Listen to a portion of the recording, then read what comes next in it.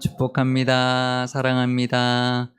네, 오늘은 사순절 첫 번째 주일입니다. 지난 수요일부터 사순절이 시작이 되었는데요. 지난 수요 예배 때 손세재 목사님이 설교 시작을 하면서 오늘이 무슨 날인지 아시냐고 물었더니 수요예배 오신 모든 성도님들이 사순절 첫째 날이요, 제 수요일이요 이렇게 대답을 했습니다. 저도 속으로 이렇게 대답을 했는데 손세재 목사님 답은 오늘 발렌타인데이인데요. 이렇게 하면서 한바탕 웃고 이제 예배를 시작했습니다. 그러면서 이제 오늘은 발렌타인데이면서 사순절 첫째 날, 제 수요일입니다. 사순절을 경건하게 보내시자 이렇게 말씀했는데요. 우리 교회 부목사님들, 우리 교육자들이 참 인사이트, 말씀에 대한 인사이트도 좋고 재치도 있어서 참 좋습니다. 제가 좀 재미없거든요. 근데 우리 이제 부교육자들이 재미있어서 참 좋습니다. 그냥 사순절입니다, 경건하게 보내십시오 그러면 좀 딱딱하잖아요. 근데 이렇게 재치 있게 말하면서 사순절 소개하고 또 권면하니까 마음이 더 잘 열리고 그런 것 같아서 참 좋았습니다. 근데 뭐 교회에서 무슨 발렌타인데이 이야기냐 뭐 그렇게 생각하실 수 있는데요. 사실 이 발렌타인데이도 상업적으로 포장되고 이용되어서 그렇지 원래는 기독교적인 배경을 가진 날이었습니다.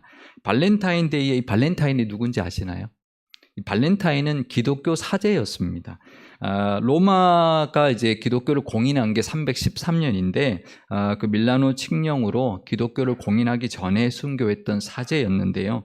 그 순교한 이유가 뭐냐면 그 당시 이제 사람들이 결혼할 때 로마의 황제 허락을 받아야 했습니다. 그런데 이 발렌타인 사제가 서로 사랑하는 젊은 사람들을 결혼시키기 위해서 황제 허락 없이 몰래 결혼을 시켜주었다가 이제 들통이 나서 269년에 사형을 당했는데 그 순교한 날을 축일로 정해서 해마다 연인의 날로 기념해 온 날이 바로 발렌타인데이입니다.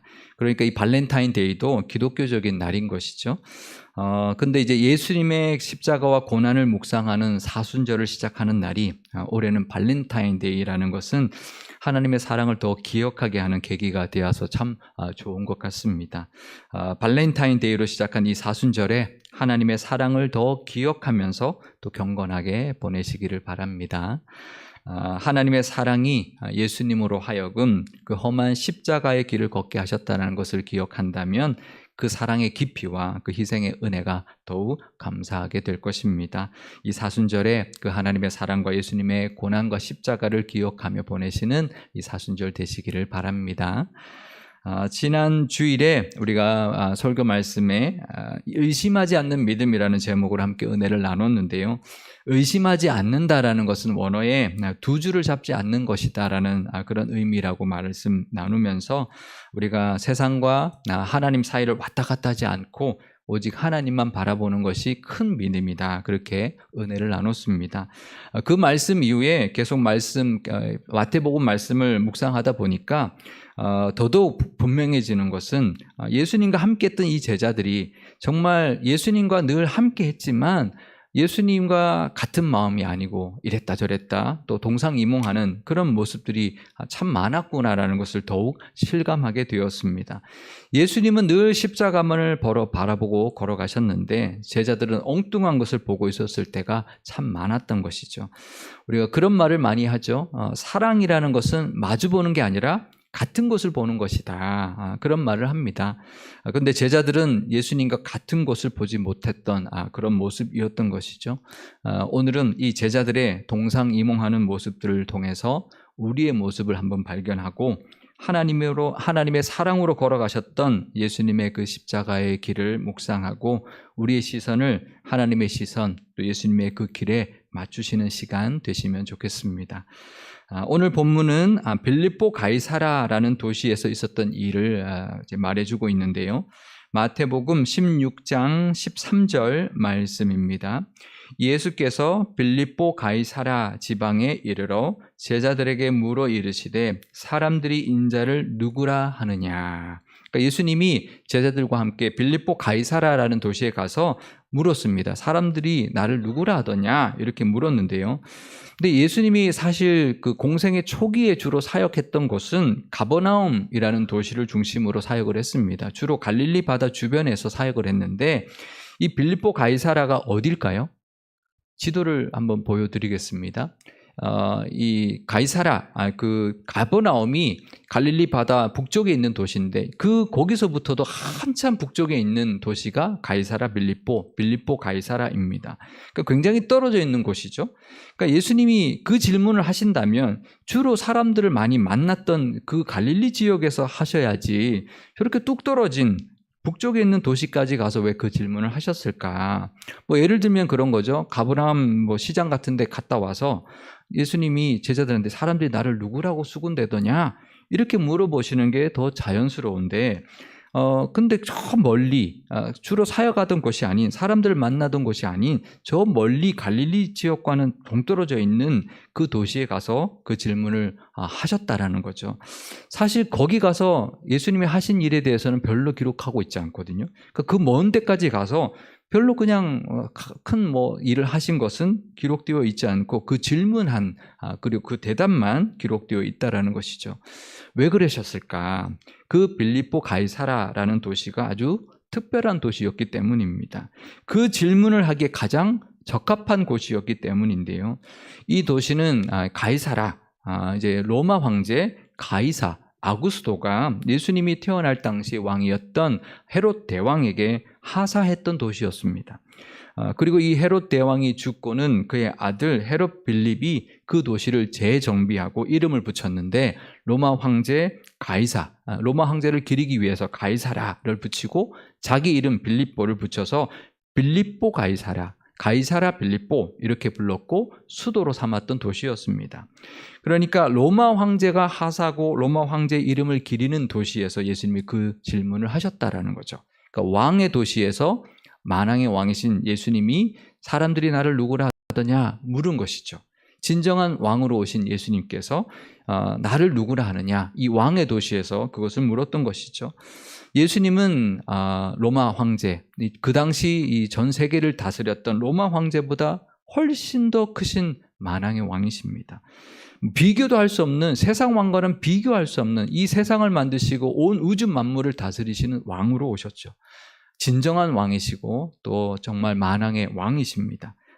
그 왕이신 예수님께서 사람들이 나를 누구라 하더냐 물으셨던 것이죠. 그때 제자들은 이렇게 대답을 합니다. 사람들은 예수님을 세례 요한이 다시 살아났다. 또 누구는 엘리야다. 누구는 예레미야나 구약의 선지자 중에 하나다라고 말한다고 그렇게 예수님께 대답을 했습니다. 그러면 예수님 물어보셨으니까 그 대답을 듣고 뭔가 반응을 보여야 되잖아요. 근데 반응을 보이지 않습니다. 그냥 그 질문에 그냥 대답만 듣고는 그러면 너희는 나를 누구라 하느냐 이렇게 물으셨습니다. 그러니까 그 대답에 대한 그 질문에 대한 대답이 중요한 게 아니라 제자들에게 뭔가를 가르치고 싶었던 것이죠. 그러자 베드로가 우리가 잘 아는 대답을 하죠. 마태복음 16장 16절 말씀입니다.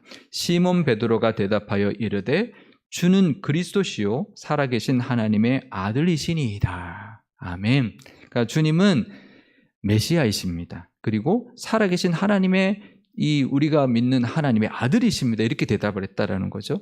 아주 명쾌하고 간결하면서도 너무나 정확한 신앙 고백이었습니다. 사실 이 베드로의 머리에서 나올 수 있는 이 대답이 아니거든요. 이게 정말 보통 모범 답안 중에 모범 답안이죠. 예수님은 메시아이시고 살아계신 하나님의 아들입니다. 너무나 간결하죠. 원래 모범 답안은 길지 않습니다. 보통 길게 막 설명하는 예수님은 어떤 분이시고 근데 그렇게 안 한 거죠. 정확하게 메시아이시고 살아계신 하나님의 아들입니다. 이렇게 아주 정확하게 대답했는데 이게 베드로의 머리에서 나올 수가 없죠. 베드로가 가진 지식으로는 알 수 없는 대답이었습니다. 그래서 예수님이 아주 큰 칭찬하시면서 네가 복이 있다. 이걸 알게 한 것은 사람이 아니라 하늘의 하나님 아버지시다. 이렇게 극찬을 해주셨습니다. 우리에게도 이 고백이 있어야 합니다. 하나님 예수님의 이 땅에 오신 우리를 구원하시기 위하여 오신 메시아, 구원자이십니다. 그리고 지금도 살아계신 하나님의 아들이시라는 그 고백이 우리의 고백이 되어야 할 줄 믿습니다. 이 사순절에 우리를 위하여 이 땅에 오신 구원자, 예수님, 지금도 살아계셔서 우리와 함께 하시는 하나님의 아들이시라는 그 고백이 있으시기를 바랍니다. 그래서 예수님이 참 기뻐하시고 극찬하셨습니다. 그래서 이 고백 위에 내 교회를 세울 것이고 천국 열쇠까지 주겠다. 그렇게 아주 큰 칭찬을 해주셨는데요. 거기까지는 참 좋습니다. 근데 예수님이 그걸 거기까지만 하려고 거기에 오셔서 그 질문을 하신 게 아니었습니다. 그때부터 세상의 왕이 가는 길이 아닌 다른 길을 가겠다. 내가 그 길을 가기 위해서 이 땅에 온 왕이다. 이렇게 말씀하시려고 예수님이 그 질문을 하셨는데요. 그래서 비로소 예수님께서 내가 이제 고난받고 죽임당할 것이고 제3일에 다시 살아나야 할 것을 제자들에게 처음으로 알려주셨습니다. 그게 사실은 가장 중요한 그 질문의 이유였던 것이고 그곳에서 물으셨던 가장 큰 이유이셨던 것이죠. 마태복음 16장 21절 말씀입니다. 이때로부터 예수 그리스도께서 자기가 예루살렘에 올라가 장로들과 대제사장들과 서기관들에게 많은 고난을 받고 죽임을 당하고 제3일에 살아나야 할 것을 제자들에게 비로소 나타내시니. 그러니까 예수님이 왕이시지만 이 땅에 오셔서 걸어가실 길을 비로소 말씀해 주신 것이죠. 내가 걸어갈 길은 이 길이다. 세상 왕이 가는 길이 아니라 하나님이 원하시는 그 길을 같이 바라보고 함께 걸어가자. 그렇게 말씀하셨던 것이죠. 근데 그때 베드로의 반응이 어땠나요? 우리가 잘 아는 반응이죠. 마태복음 16장 22절 말씀입니다. 베드로가 예수를 붙들고 항변하여 이르되 주여 그리 마옵소서 이 일이 결코 주께 미치지 아니하리이다. 이렇게 대답합니다. 그러니까 주님 안 됩니다. 주님 그런 일이 주님께 일어나서는 안 됩니다. 이렇게 말을 했다라는 것이죠. 이 말만 들으면 우리가 이 베드로가 예수님을 걱정하는구나. 예수님 죽으시면 안 됩니다. 예수님 절대 그런 일이 예수님께 일어나지 않기를 바랍니다. 이런 좋은 뜻으로 한 것처럼 들리는데요. 그런데 이 베드로의 행동, 말하는 그 장면을 가만히 보면 예수님을 붙들고 항변했다 이렇게 말합니다. 예수님을 붙들고 안 됩니다 이렇게 간절히 말한 게 아니라 이 항변하다라는 뜻이 우리말로는 확 와닿지가 않아요. 원어로 봐야 정확한데요. 이 헬라어 에피티만이라는 단어를 쓰는데 이게 예수님을 위해서 한 말이 아니라 책망하는 거예요. 예수님을 책망하고 꾸짖는 말입니다. 예수님 말도 안 돼. 왜 그러시느냐고. 안 됩니다. 절대로 안 됩니다. 예수님 그러시면 안 돼요. 이렇게 예수님을 나무라는 그런 모습이었다라는 거죠. 그렇기 때문에 예수님께서 베드로를 보시고 이렇게 말씀하신 것이죠. 마태복음 16장 23절 말씀입니다. 예수께서 돌이키시며 베드로에게 이르시되 사탄아 내 뒤로 물러가라. 너는 나를 넘어지게 하는 자로다. 내가 하나님의 일을 생각하지 아니하고 도리어 사람의 일을 생각하는도다 하시고. 그러니까 예수님이 좀 강하게 이야기하셨어요. 그죠?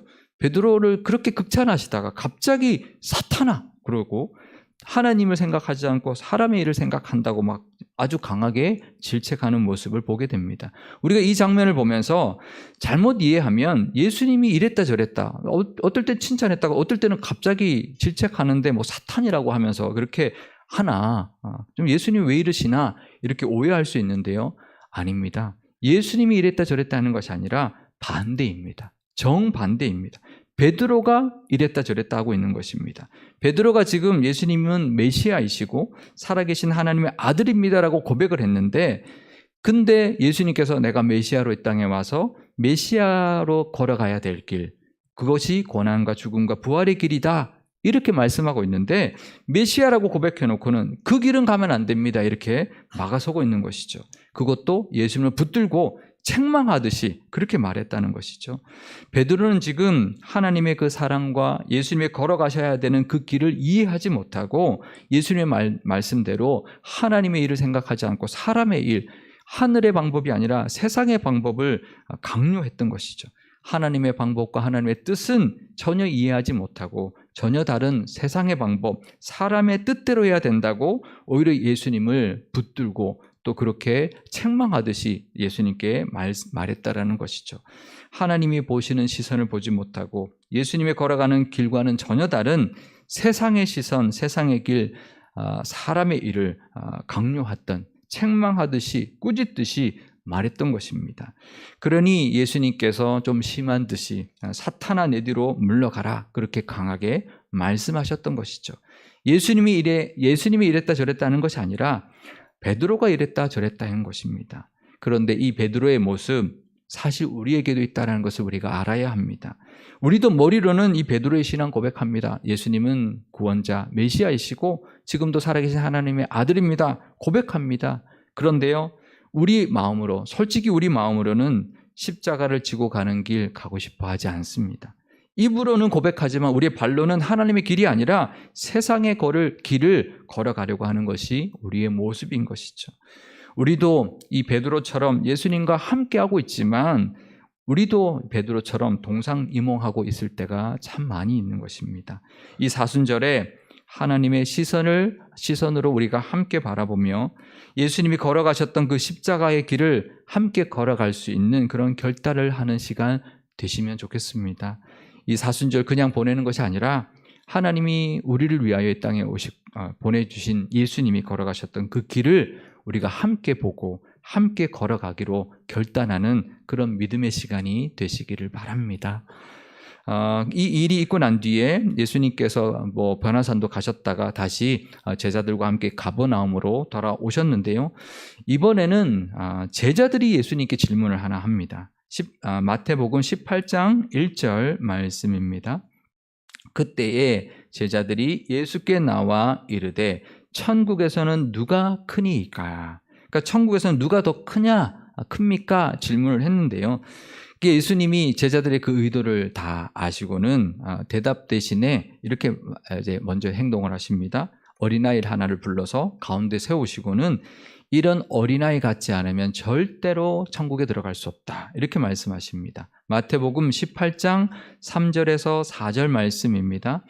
이르시되 진실로 너희에게 이르노니 너희가 돌이켜 어린아이들과 같이 되지 아니하면 결단코 천국에 들어가지 못하리라. 그러므로 누구든지 이 어린아이와 같이 자기를 낮추는 사람이 천국에서 큰 자니라. 아멘. 제자들이 천국에서 누가 더 큽니까? 이렇게 말했더니 이 어린아이 같지 않으면 천국에도 들어가지도 못한다. 그러니 이 어린아이처럼 낮추면 낮출수록 천국에서 더 큰 자다. 이렇게 말씀하시는 것이죠. 하나님은 낮추는 사람을 귀히 여기십니다. 낮아지는 자를 귀하게 여기십니다. 예수님이 그 모습을 보여주셨습니다. 이 땅에 오셔서 낮아지는 그 본을 보여주셨는데요. 예수님은 하나님의 아들이시잖아요. 하나님의 아들이 이 땅에 오셨습니다. 그것도 신이신 분이 피조물인 인간의 몸을 입고 오셨습니다. 근데 그냥 오신 것이 아닙니다. 오셔서 고난받으셨고요. 십자가에서 죽기까지 하셨습니다. 그리고는 피조물인 우리를 구원하시기 위하여 십자가에서 죽으셨던 것입니다.